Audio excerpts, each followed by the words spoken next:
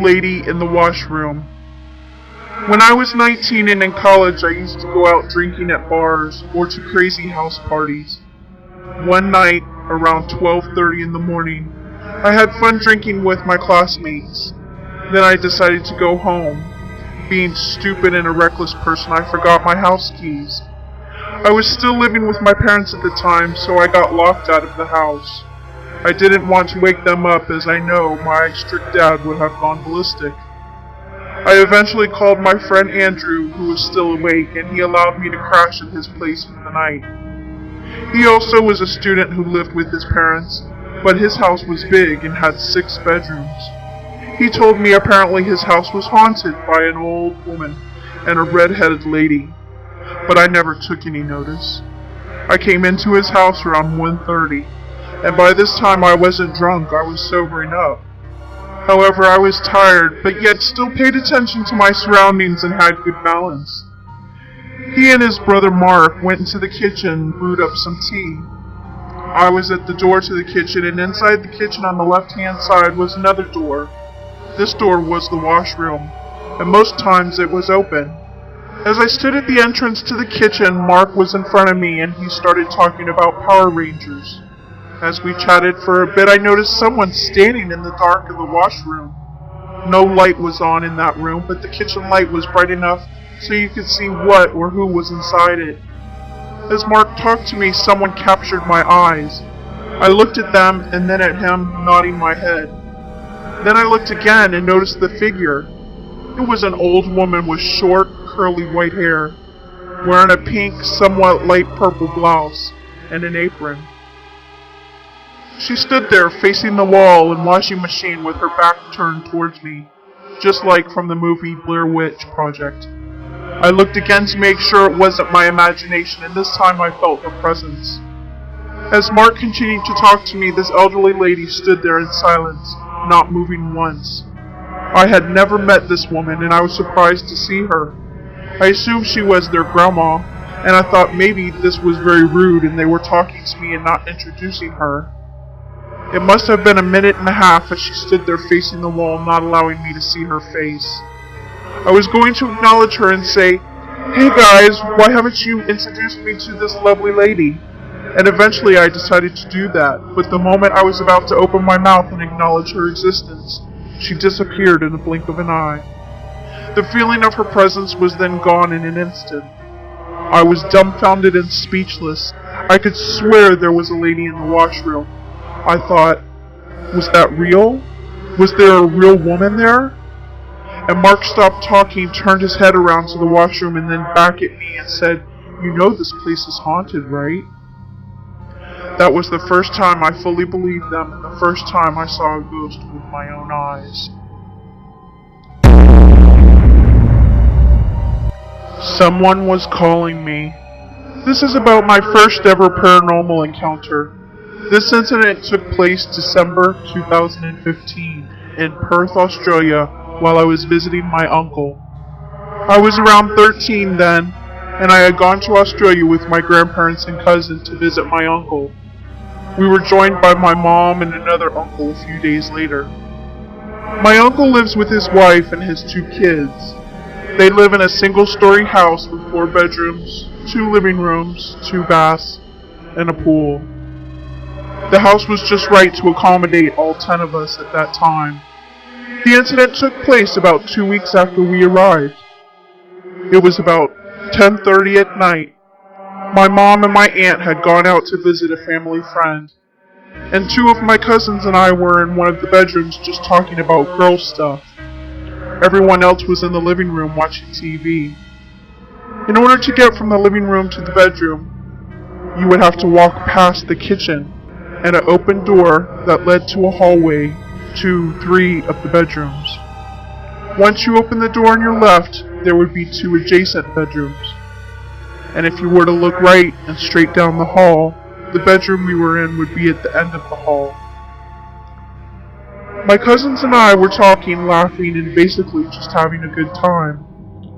All of a sudden, while talking, I heard my mom calling my name, but I just ignored it and continued talking. After that, I heard her calling me again repeatedly, and my cousin was like, "Your mom is calling you." And I said, "Yeah, I'm going to go see what she wants." I left the room alongside my cousins and exited the hallway to enter the kitchen. Once I was in the kitchen, I looked around and couldn't find my mom. I asked my grandma where my mom was because she kept calling me. At that moment, everyone in the living room turned their heads away from the TV in slow motion and looked at me with a rather confused and shocked expression on their face. My cousins and I had the exact same reaction when my grandma said, "Your mother is not back yet." And all I could get out of my mouth at that moment was, "Oh, okay." After that, my cousins and I returned to the bedroom and sat in silence for a few minutes. I broke the silence by asking them if they had heard my mom calling my name too, and they both agreed that they did. We all agreed that we were freaked out and left the bedroom to go to the living room. Around 20 minutes later, my mom and aunt returned. I ran to my mom crying out of fear, and she took me to one of the bedrooms facing the pool to ask me what was wrong. As I was in the midst of explaining everything to her, a basketball, which was on the other side of the pool, flew across and banged the bedroom window. Both my mom and I were horrified. And later on, my aunt did a prayer around the house and told us to pray and not think about it much.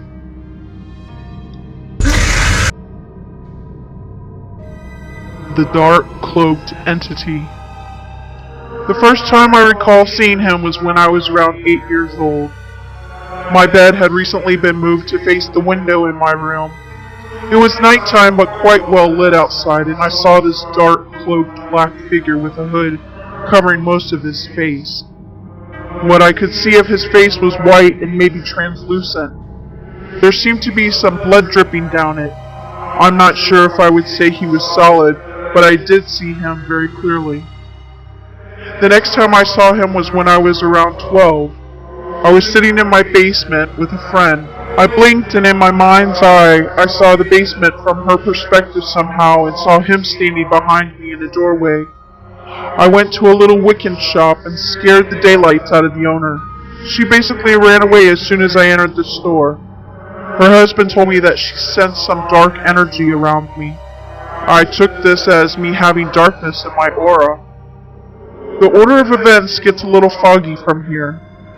I should point out that after the basement incident, I made the very poor decision to use a Ouija board. I wanted to contact my uncle, but I believe I invited in other spirits, and perhaps allowed this entity to gain a stronger hold on me. Shortly after that, I started hearing him in my head. It sounds crazy, and maybe it is, but he was communicating with me very clearly and non-threateningly. He told me his name, which I have since forgotten, and quite a bit about who he's supposed to be. I don't remember all of the details, but he claimed to be someone from one of my past lives that was very similar to this one, in which I committed suicide at the age of 17. He implied that he was trying to help me.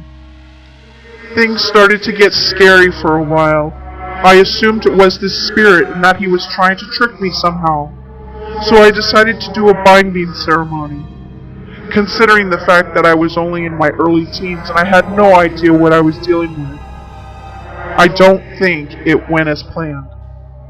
He stopped talking in my head. I haven't exactly seen him since, but I have felt him. Although I wasn't sure if it was him or not at the time.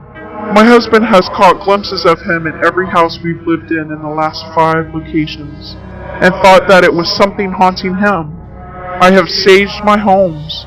I have cleansed this home of negative energy, but there is still something here. Last night I had a conversation with someone who barely knows me.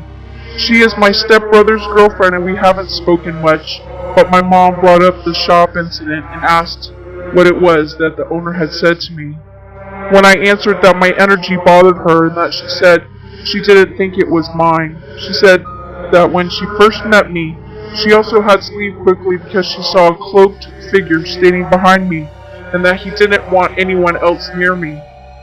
She's very scared of him. Didn't want even to say anything to me about it. She didn't want to admit that he was there last night too, but he was. And what threw me off was that she described him to a T without even knowing my story. I am now 26. This entity has been following me around for 18 years. I thought he was gone. I have gone back and forth, both feeling like he's malevolent and feeling like he is misunderstood, that he's just a guiding spirit. But either way, I feel like he is hindering me from reaching my full potential.